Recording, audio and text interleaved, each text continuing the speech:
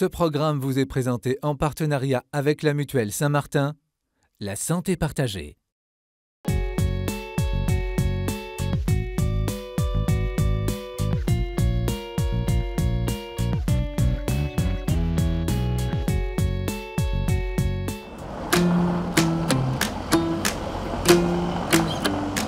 Comme tous les lundis matins, Renaud prépare sa semaine de travail de chez lui. Il est architecte indépendant et développe des projets de recherche pour l'école d'architecture de Lille. Malgré un emploi du temps chargé, Renaud est également comédien au Conservatoire de la capitale des Flandres. Manon, sa femme, est manager dans une centrale de réservation pour une quinzaine d'hôtels. Ils se sont mariés il y a 2 ans. Leurs premières années de vie en couple ont dévoilé les défauts de chacun. Je peux les citer et ça va peut-être paraître un peu banal, ça va être des poils de barbe dans le lavabo, le lavabo n'est pas rincé. Ça va être le fait de courir toujours pour arriver à l'heure à un rendez-vous. On n'est pas en retard, mais on arrive, on a déjà couru au réveil pour arriver à l'heure. J'ai une chose en tête, moi, qui de temps en temps qui m'agace. Non, c'est Manon a tendance à, dans la chambre en l'occurrence, poser ses affaires en tas, et que ce soit papier administratif, facture, du linge, toutes sortes de tout ce qui tombe sous la main et qu'il faut reporter parce qu'on n'a pas le temps, et qu'à la fin ça fait un espèce de tas. Des difficultés du quotidien, mais qui se manifestent aussi dans des dimensions plus essentielles de leur vie de couple. Par exemple, Renaud passe beaucoup de temps à s'investir dans ses projets professionnels, laissant peu de place à leur vie à deux. Et ça, c'est vraiment un gros défaut parce que ça va peser sur son moral, son physique, ça va peser sur nous. Donc c'est d'arriver à dire là, ça serait peut-être important que tu vois quelle est la priorité. Malgré ces difficultés, leur amour leur permet d'excuser les faiblesses de l'autre. On excuse, parce que oui, on n'est pas parfait. Sachant qu'on n'est pas parfait, du coup on excuse aussi que l'autre soit pas parfait. Et parce que justement à côté de ça,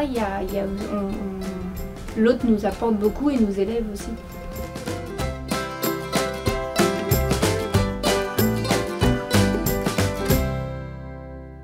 Quand saint Paul dit l'amour excuse tout, il veut faire comprendre le primat de l'amour. Au nom de l'amour, le reste est secondaire. L'amour est premier. Voilà ce que saint Paul veut nous faire comprendre.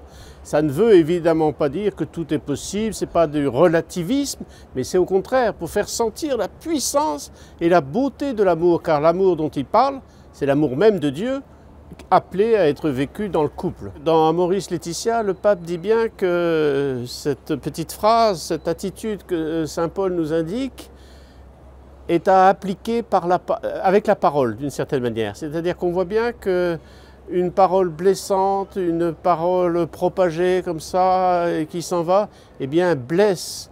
Et souvent, ce genre de parole c'est fait comme pour manifester qu'on est meilleur que l'autre.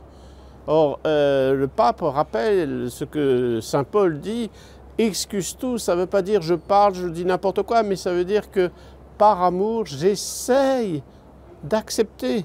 J'essaye de comprendre l'autre, j'essaye de ne pas l'enfoncer, surpasser peut-être les difficultés, de faire en sorte, non pas d'excuser, mais d'intégrer. Exactement comme par amour, des parents savent que l'enfant est capable de faire telle ou telle bêtise, mais on intègre parce qu'on aime. Et intégrer parce qu'on aime, c'est permettre à l'autre de grandir. Si je pouvais me permettre de donner un conseil pratique pour progresser, je crois que il ne faut pas oublier. Parce que souvent, il y a ce danger, je lui en parle pas, je lui dis pas, ça m'a blessé, etc. Et puis quelque part, ça s'accumule. Et à un moment, on oublie qu'il faut pas oublier. Et ça, c'est dangereux. Ça veut dire qu'il faut se trouver un moyen entre hommes et femmes pour pouvoir se dire, voilà, tu m'as blessé et en me blessant, tu blesses la construction commune que nous nous sommes engagés à faire. Et c'est ça, cet exercice. Ça peut être le soir avant de s'endormir, ça peut être le dimanche à l'occasion de la prière commune à la messe. Il y a des tas de moments où c'est possible. La particularité du mariage, la particularité de l'amour dans le mariage, c'est que précisément les époux reçoivent la force de vivre de l'amour de Dieu. C'est leur amour humain qui est bon, qui est sain, qui est naturel, et comme transformé de l'intérieur, transfiguré, et devient au niveau même de l'amour de Dieu. C'est ça la beauté et la grandeur de ce que Dieu réalise dans le sacrement.